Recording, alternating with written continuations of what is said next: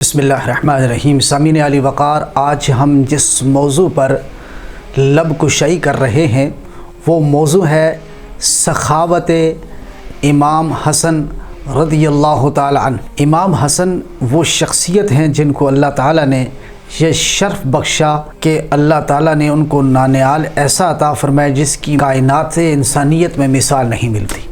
رسول اللہ صلی اللہ علیہ وسلم کے سب سے بڑے نواسے حضرت علی المرتضیٰ شیر خدا کے سب سے بڑے صاحبزادے اور فاطمہ الزہرا رضی اللہ تعالیٰ عنہ کا لخت جگر جناب حسن رضی اللہ تعالیٰ عنہ، آپ جو ہے 3 ہجری 15 رمضان المبارک کو پیدا ہوئے۔ آپ کو اللہ نے یہ شرف بخشا کہ نبی کریم صلی اللہ علیہ وسلم نے آپ کا نام حسن رکھا، کان میں اذان کہی، اور ساتھ ساتھ جو ہے اللہ تعالیٰ نے آپ کو یہ مقام و مرتبہ عطا فرمایا کہ حضور سرور کائنات صلی اللہ علیہ وسلم کے زیر سایہ چند سال گزارے۔ جود مصطفیٰ، سخاوت مصطفیٰ کے مظہر، بنو ہاشم کی سخاوت تو دنیا میں ازہر من الشمس ہے۔ یہ حاجی لوگ جانتے ہیں کہ کتنا سخی گرانہ ہے، اسی گرانے کا ایک فرد جناب امام حسن رضی اللہ تعالیٰ عنہ۔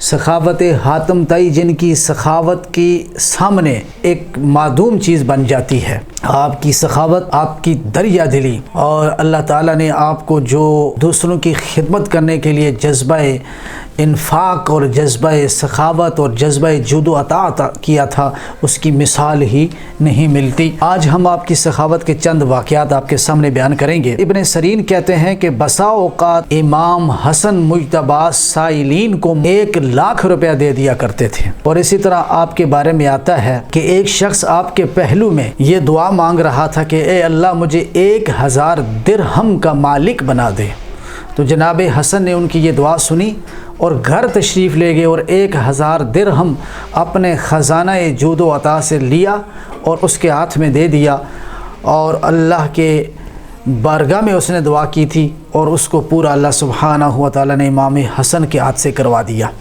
اسی طرح جو ہے آپ کے بارے میں آتا ہے کہ ایک غلام جو ہے باغ کے اندر جو ہے روٹی کا ایک نوالا خود کھا رہا تھا اور دوسرا نوالا جو ہے وہ اپنے کتے کے آگے ڈال دیتا تھا۔ امام حسن نے جب اسے دیکھا، پوچھا کہ تمہیں اس طرح کرنے پر کس چیز نے برانگیختہ کیا ہے، ابھارا ہے؟ وہ کہنے لگا کہ مجھے شرم آتی ہے کہ یہ جانور میری طرف دیکھے اور میں کھا رہا ہوں۔ آپ گھر چلے گئے اور گھر سے پیسے لے کر آئے، فرمایا تیرے مالک کا نام کیا ہے؟ اس کے مالک سے کہا کہ اس غلام کو بھی آزاد کر دو، اس کی آپ نے بھی جو ہے رقم ادا کر دی، اس باغ کی رقم بھی ادا کر دی، غلام کو وہ باغ بھی اپنے سپر کر دیا۔ آپ اس سے اندازہ لگا سکتے ہیں کہ کتنی سخاوت تھی اس ہستی کی۔ اور اسی طرح جو ایک دفعہ امام حسین رضی اللہ تعالیٰ عنہ، آپ جو ہے اعتکاف میں تھے، کسی بندے نے اپنی کوئی حاجت آپ کی بارگاہ میں پیش کی، تو آپ نے فرمایا میں معذور ہوں، اعتکاف میں ہوں، ورنہ میں تیری حاجت پوری کر دیتا۔ تو وہ جب امام حسن کی بارگاہ میں آیا تو امام حسن رضی اللہ تعالیٰ عنہ نے کیا فرمایا؟ آپ نے فرمایا کہ کسی مسلمان صاحب حاجت کی حاجت کو پورا کرنا مجھ حسن کے نزدیک 1 ماہ کے اعتکاف سے افضل ہے، اعلیٰ ہے، عرفہ ہے۔ اور ساتھ ہی جو ہے آپ نے سخاوت کے بارے میں یہ جملہ ارشاد فرمایا کہ ہر شے کی آفت ہوتی ہے، سخاوت کی آفت یہ ہے احسان کا جتلانا۔ ہم آپ کو امام حسن کی سخاوت کے چند قصے بیان کر کے یہ بتانا چاہتے ہیں کہ انسان کی عزت و عظمت میں جو چیز اضافہ کرتی ہے وہ ہے دریا دلی اور سخاوت۔ کنجوسوں کو کوئی دنیا میں مقام نہیں دیتا، لیکن سخیوں کا ذکر صدیوں بعد میں بھی جو ایسا ہی ہوتا ہے جیسا کہ ان کی زندگی میں ہوا کرتا تھا۔